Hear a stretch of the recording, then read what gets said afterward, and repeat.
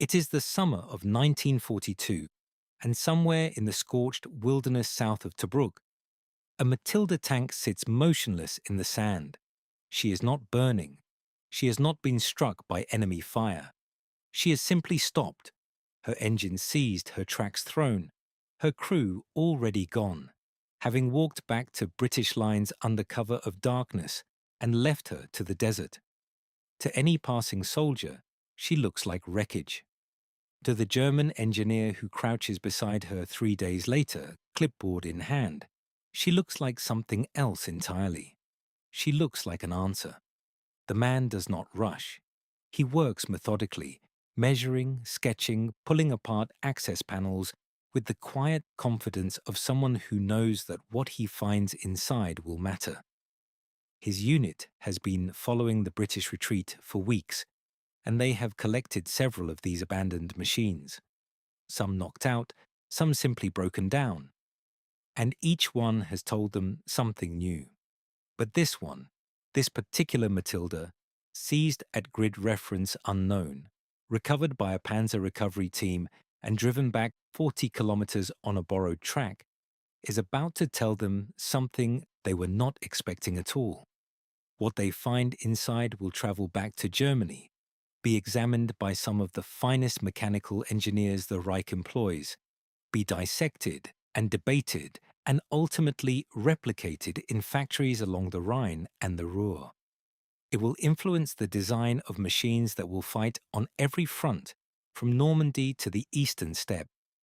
And it will confirm what a small number of British designers had understood years earlier, that the future of armoured warfare would be decided not by the thickness of steel, but by the ingenuity of what lay beneath it. This is the story of the Christie suspension system, the British tanks that used it, and how German engineers, through a combination of battlefield salvage and reverse engineering, came to understand just how far ahead the British had been all along. To understand why any of this matters, you must first understand the problem that all tank designers faced in the late 1930s, and which none of them had satisfactorily solved. A tank must do two contradictory things simultaneously. It must be heavy enough to carry armor that will stop enemy shells, and it must be light enough and mobile enough to move across broken ground at speed without shaking itself, or its crew, apart. These two requirements are, in engineering terms, almost irreconcilable. The heavier you make a vehicle, the more punishment its suspension must absorb, and the more punishment the suspension must absorb, the heavier and more complicated that suspension becomes, which makes the tank heavier still, which demands yet more from the suspension. It is a spiral that ends, if you follow it far enough, with a machine that cannot move at all. The German panzer designs of the early war years handled this problem with what might generously be called pragmatism. The Panzer III and IV, workhorses of the 1940 campaigns, used a leaf spring suspension system that was simple, cheap to produce, and reliable enough at low speeds. At anything above 30 kilometers per hour on rough ground, however, the crew experienced conditions that bordered on violence. Gunners could not aim, commanders could not observe, drivers could only grip the controls and endure. This was not merely a comfort issue, it was a tactical one. A tank that cannot fire accurately on the move is a tank that must stop to shoot, and a tank that stops in open ground is a tank that dies. The British had identified this problem earlier than most. By the mid-1930s, designers at the Nuffield Mechanization and Aero Company, working under license from the American engineer J. Walter Christie, had developed and refined a suspension concept that would change everything. Christie's original patents had been purchased by the Soviets as well, who used them on the BT series and later the T-34. But it was the British cruiser tank program that would take the system furthest, fastest, and with the greatest operational consequence. The Christie suspension works on a principle that is, in essence, beautifully simple. Rather than mounting the road wheels on leaf springs, essentially the same technology used on horse-drawn carriages a century earlier, the Christie system mounts each road wheel independently on a large coil spring housed within the hull of the vehicle itself. Each wheel moves up and down on its own, responding to the terrain beneath it, without transmitting that motion to its neighbors. The result is a vehicle that can absorb the irregularities of broken ground almost individually, wheel by wheel, rather than lurching over each obstacle as a rigid unit. The practical consequence of this is extraordinary. A cruiser tank fitted with Christie suspension, the Cruiser Mark IV, later the Crusader, and most famously the Cromwell, could maintain accurate fire at speeds that would have been impossible on a conventional system. The road wheels themselves were large in diameter, roughly 60 centimeters across, which reduced rolling resistance and helped the tank ride over obstacles rather than into them. The spacing between wheels was carefully calculated to ensure that at least two wheels remained in ground contact at all points during cross-country movement, preventing the violent pitching that plagued competing designs. The Cromwell, which entered service in 1943, weighed approximately 27 tons and was powered by a Rolls-Royce Meteor engine, itself derived from the Merlin that powered the Spitfire, producing 600 brake horsepower. On a good road, she could achieve 64 kilometers per hour. Across broken ground, she remained controllable and accurate at speeds that left German tank commanders astonished. The Christie suspension was not the only reason for this. The Meteor engine was exceptional by any standard, but it was the system that made the power usable. Without it, that engine would simply have shaken the tank to pieces. The manufacturing process for Christie-type suspension was not without its complications. The coil springs required precise tempering to maintain consistent performance under combat loads, and the mounting points within the hull demanded tolerances that were challenging for factories transitioning from peacetime production. British manufacturers at Birmingham and Coventry, firms like Leyland Motors and Birmingham Railway Carriage and Wagon, adapted to these requirements over time, though early production vehicles did suffer from reliability issues that have unfairly coloured the system's historical reputation. The Crusader first saw significant combat in the Western Desert in 1941, and it was here that German engineers had their first serious opportunity to examine the Christie suspension in detail.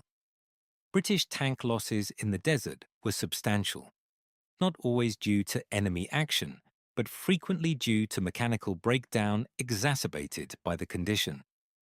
Sand infiltrated every system, heat warped components, supply lines stretched thin, abandoned British tanks were commonplace, and German recovery teams were thorough. What those teams found when they examined the suspension systems confirmed intelligence reports that had been circulating since 1940. Reports based partly on examination of Soviet BT tanks captured from Finnish forces in the Winter War, which also used Christie-derived technology. But the British version was more refined. The spring geometry was different. The wheel mounting brackets were machined to tighter tolerances. The damping characteristics, that is, the rate at which the spring returned to its resting position after compression, were tuned in a way that Soviet designs had not yet achieved. German engineers at the Waffenamt, the Army Weapons Office in Berlin, compiled detailed technical reports on the recovered British vehicles. These reports do not make comfortable reading for anyone inclined toward national pride in German engineering, because their conclusions are blunt. The Christie suspension as implemented by British designers was, in several measurable respects, superior to anything currently in German service. If you are finding this interesting, a quick subscribe helps more than you know. The Panther tank, which entered service in 1943 and is widely regarded as one of the finest armoured fighting vehicles of the Second World War, did not use Christie suspension. This is worth stating plainly, because the influence runs deeper and subtler than direct copying. What German engineers took from their examination of British cruiser tanks was not the specific mechanism, but the principle.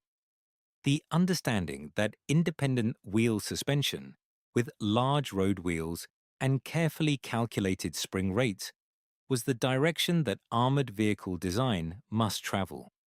The Panther's interleaved road wheel system, designed by Heinrich Kniepkamp, reflects that understanding even as it implements it differently.